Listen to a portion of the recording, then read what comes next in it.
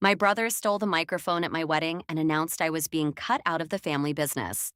Not later, not privately, not after the honeymoon, right there, in front of everyone. Before we continue, please hit the like button, subscribe to the channel, and turn on the notification bell for updates. One second, I was standing beside my husband, smiling for photos while the band shifted into our next song. And the next, my brother Grant was tapping the champagne flute with a fork like he was about to give some sweet, harmless toast. You know the kind.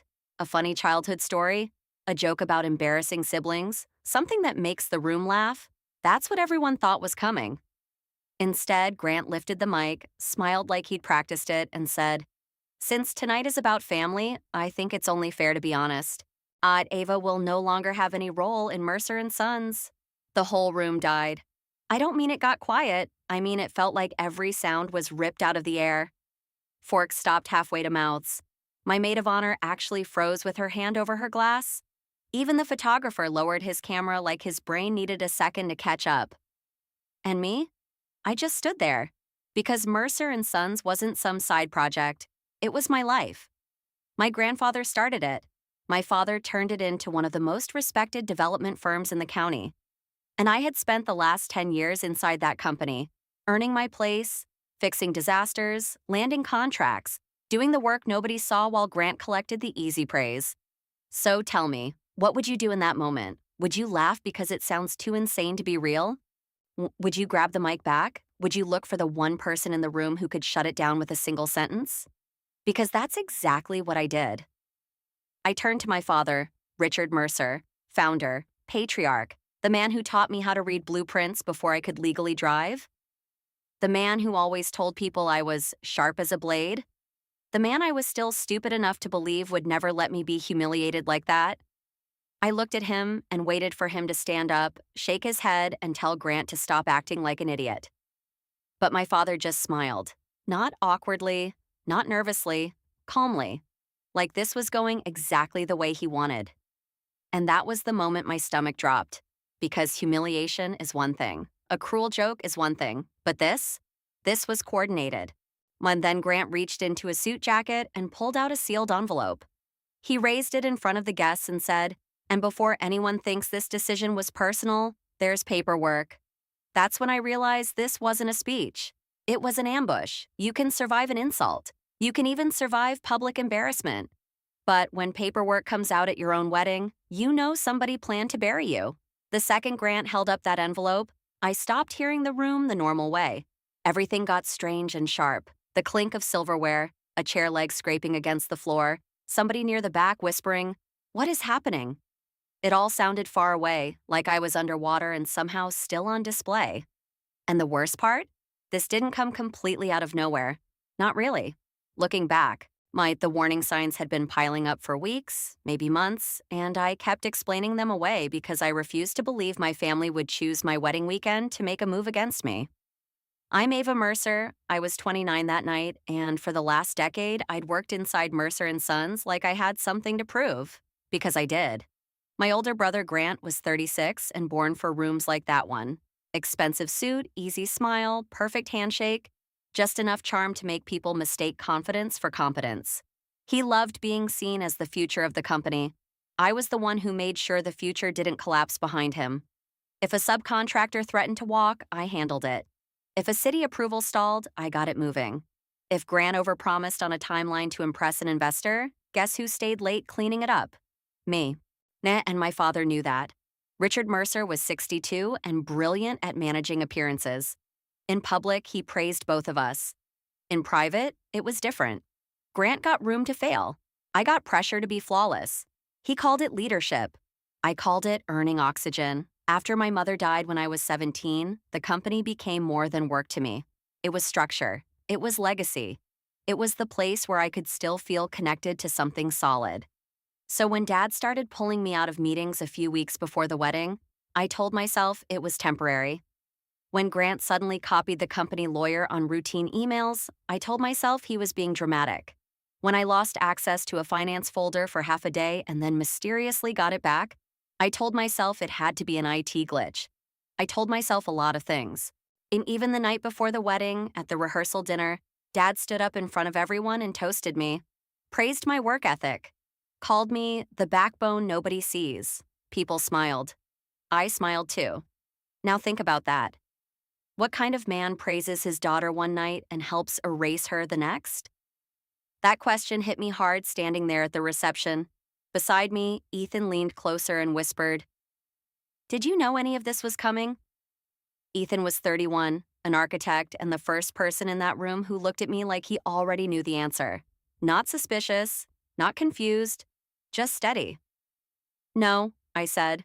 He gave one small nod, like that was all he needed. That almost broke me more than Grant's speech because my husband believed me instantly while my own family stood there like they were waiting for me to confess. And Grant slowly opened the envelope, enjoying every second of the silence. He glanced at Dad, and Dad gave him the tiniest nod. That was when I understood the rhythm of this thing. This wasn't Grant going rogue. This was rehearsed, timed, approved. Then Grant looked back at the crowd and said, "There have been serious concerns about Ava's conduct and judgment, concerns the company can no longer ignore." Concerns. He said it like the room already knew what he meant. Then my father stood up, buttoned his jacket, and said, "This was not an easy decision, but the company must come first." And just like that, the blood left my face. Because those weren't the words of a shocked father. Those were the words of a man delivering a verdict. This was not an easy decision. That was the line my father used. Not, "What are you doing?" Not, "This is my daughter's wedding," not even, "We'll discuss this later." A decision. Do you hear how cold that is? How prepared? And the second he said it, the room changed. You could actually feel people picking sides without moving an inch.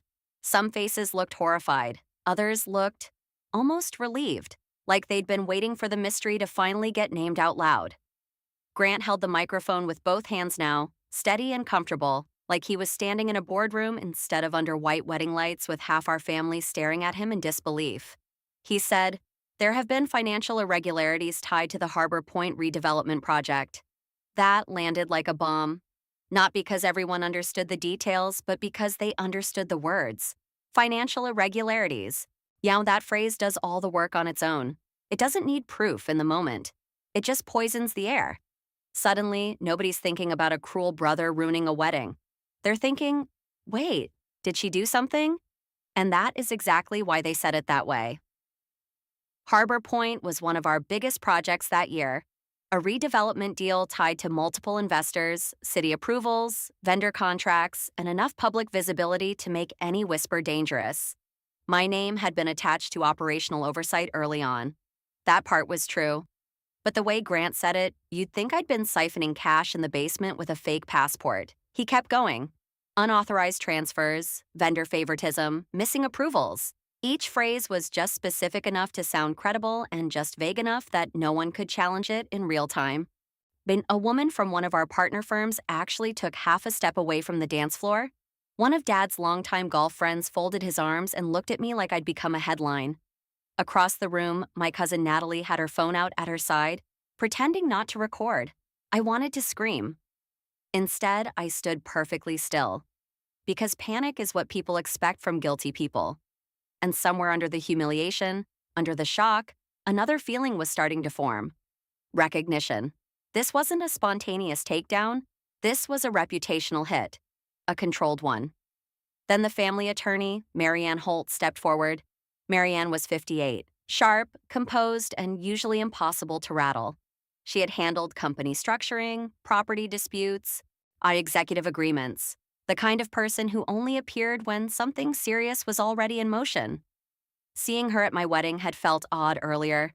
Seeing her now made me go cold. She handed a stack of papers to my father, then another to Grant. Grant didn't give them to me. Of course he didn't. He looked out at the room and said, "Effective immediately, Ava has been terminated from all operational duties, and her ownership position is under formal review pending further action." You want to know the cruelest part? It wasn't just that they were trying to remove me. It was that they were doing it in front of clients, staff, relatives, and family friends, so that by the time I defended myself, the story would already be out. They weren't just attacking my job. They were trying to define me before I could speak. And Ethan stepped forward then, calm, controlled, more controlled than I was. "Let me see the documents," he said. Grant didn't even look at him. "This is family business," and Ethan answered without raising his voice. "You made it public the second you used a microphone." That snapped a few heads in his direction. "Good. Let them hear it." Dad's jaw tightened. He hated being challenged in front of an audience, especially by someone he still treated like an outsider. But Ethan didn't back off. He moved closer to me instead, close enough that his shoulder nearly touched mine. That tiny gesture kept me standing. Then I saw a name at the top of one of the pages in Marianne's stack: Halcyon Site Services. And suddenly my pulse changed because Halcyon wasn't a vendor I trusted. It was a vendor Grant had pushed aggressively for months, or brushing off questions, insisting they were fast and flexible. I remembered challenging one invoice structure early on and getting a weirdly defensive answer. I remembered a batch of approvals routed through me after a 14-hour workday, one of those exhausting stretches where documents blur together and you trust the internal workflow because it's supposed to be internal. That's when the thought hit me full force. What if my signature was on something real, but only because someone built the trail around it?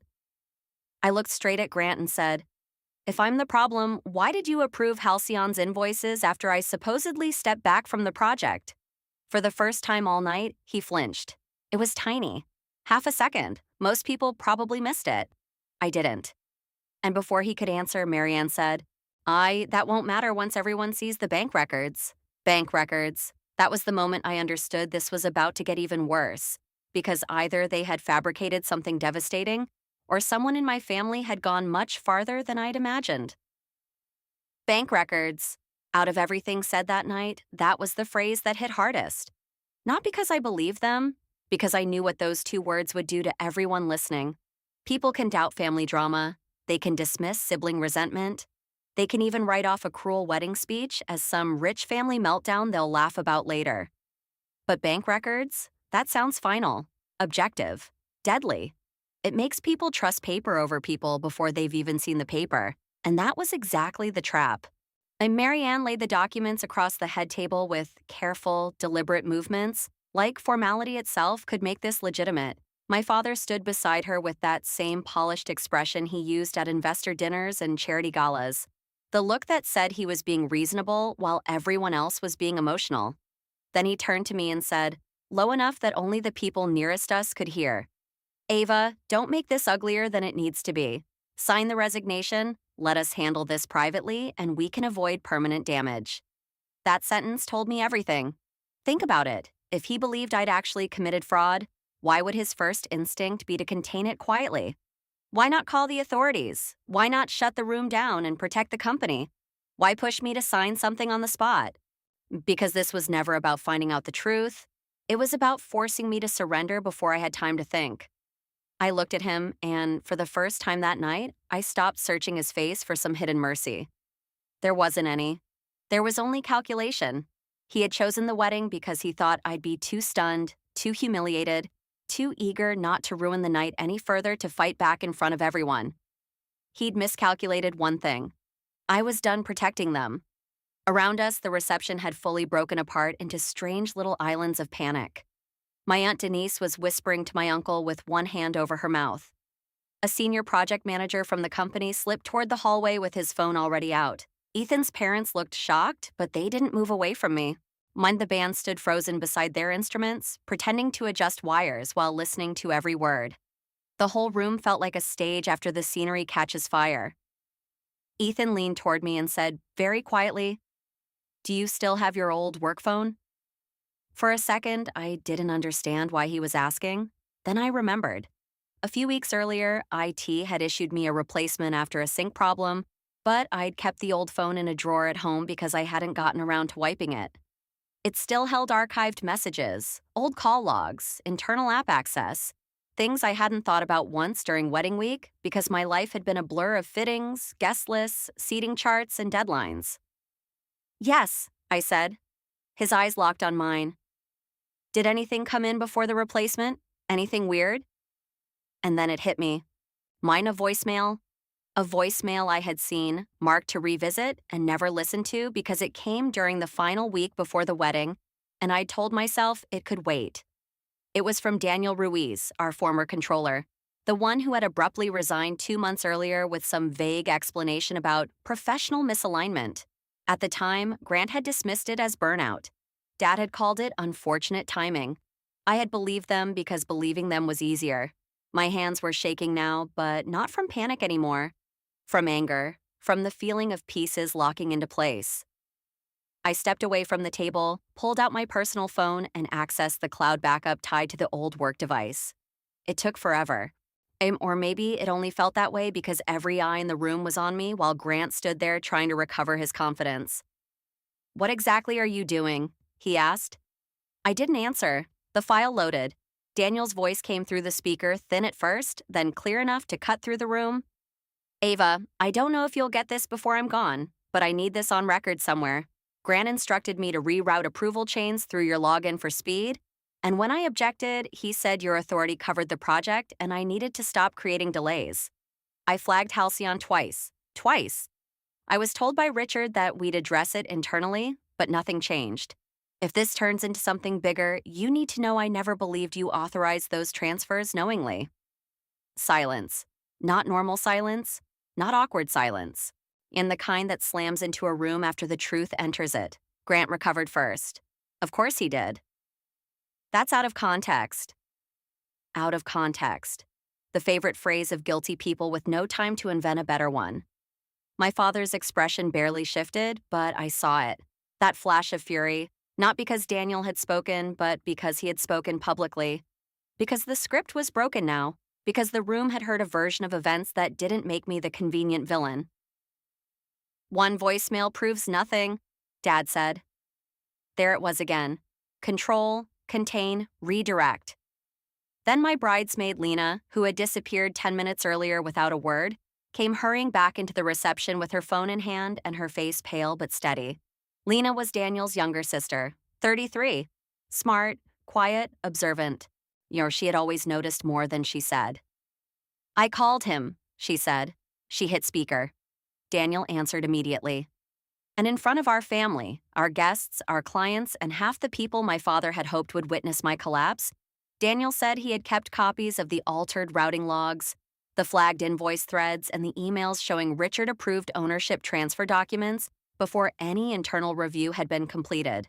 That was the moment the entire lie came into focus.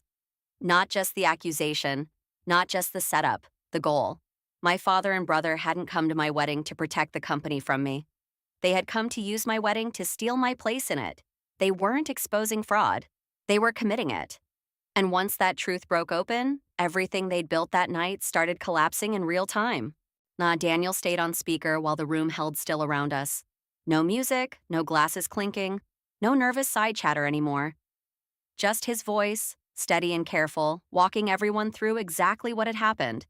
He explained that Grant had pushed Halcyon site services onto Harbor Point despite repeated internal concerns.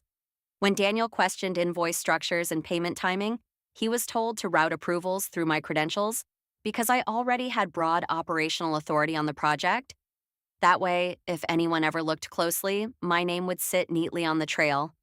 Then came the part that finished it. Daniel said he had emailed Richard directly when the irregularities escalated. Not once, more than once. He warned him that Grant was bypassing controls, that the vendor relationship needed independent review. And in that, using my login chain as cover exposed both me and the company. Richard's response hadn't been outrage. It had been silence first, then a private instruction to keep the matter contained until after an upcoming ownership restructuring. That ownership restructuring was me. That was the whole plan. They knew Harbor Point was shaky. They knew Halcyon could become a liability.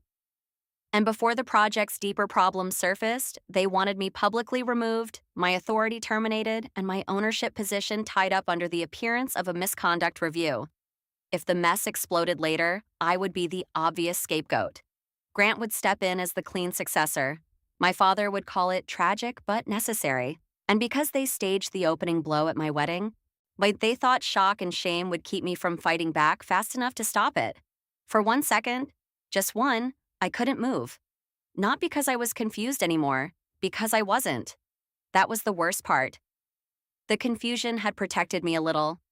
As long as I didn't understand it fully, some part of me could still pretend there was a misunderstanding buried inside all that cruelty. But once the truth was complete, once every piece fit, there was nowhere left to hide from it. My father had chosen his son over the truth, and he had chosen power over me. Grant started talking over Daniel, trying to punch holes in details, trying to make it sound like accounting complexity and executive discretion and misunderstandings that had spiraled. But his voice had changed. The confidence was cracked now. The room could hear it. And people hear panic differently when they know what to listen for. Marianne Holt lifted one hand and said very carefully, "No ownership transfer will be executed tonight." That mattered, because Marianne was not emotional. She was not dramatic. She was precise.